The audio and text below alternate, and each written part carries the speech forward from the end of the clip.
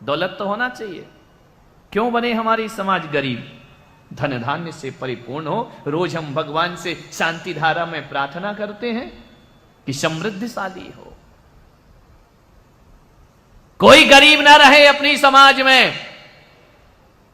हर किसी के हाथ लुटाने के लिए खड़े रहना चाहिए। ध्यान रखना, लूटने के लिए नहीं, लुटाने के लिए।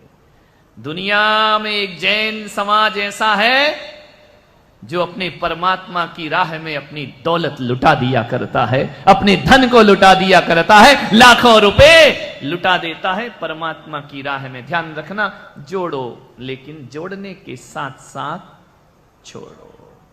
मेरे एक भक्त हैं, आप जानते होंगे, प्रदीप मामा संगपति। वह जब पहली बार मेरे पास आए, उन्हें कुछ नहीं आता था। उन्हें यह भी नहीं आता था कि महाराज को नमोस्तु कैसे किया जाता। वो आए मेरे से बोले नमस्कार। उनका बहुत बढ़िया।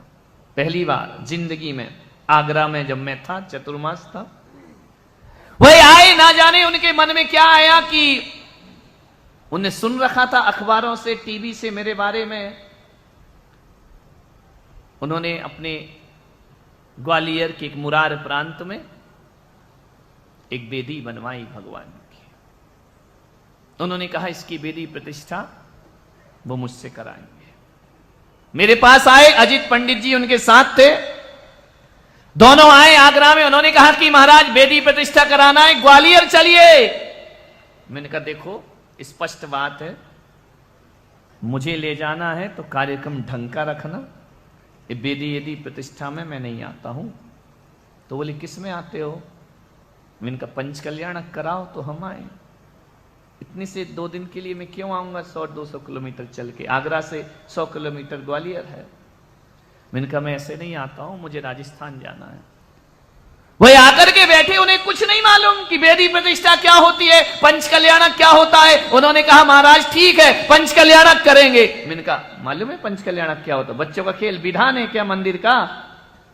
शाम का समय था, मैंने कहा मैं प्रतिक्रमण करता हूं, जाओ तुम भोजन करके आओ।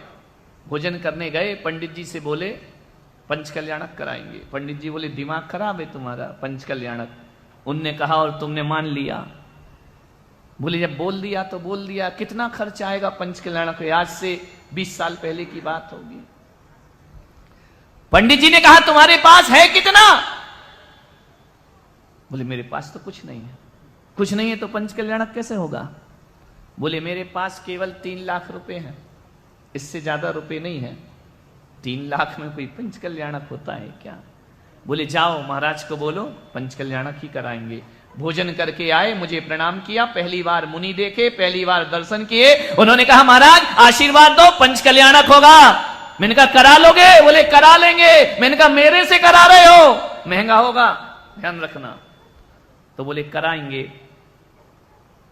तो पंडित जी बोले महाराज 3 लाख रुपए हैं इसके पास। मालूम उस शख्स ने क्या बोला? यदि महाराज आप आने का वादा करते हैं ना, मैं अपना मकान बेच दूंगा, लेकिन पंच कल्याणक जरूर कराऊंगा। मेरे पास एक मकान है, उसे बेच दूंगा, मैं किराए पर आ जाऊंगा। उस समय उस शख्स के पास पैसे नहीं थे। विचार करिए, मकान बेच के पंच कल्याणक कराऊंगा। आज पहली बार आपको देख के मुझे लगा कि मेरे जीवन का कल्याण यही करेगा, मकान बेच दूंगा। मैंने कहा इतने बड़े हौसले रखते हो? बोले आप आइए, पधारिए। मैं गया, मान्यवर मैंने जैसे ही हां कहा, वो घर पहुंचा। बोल तो गया ताव ताव में।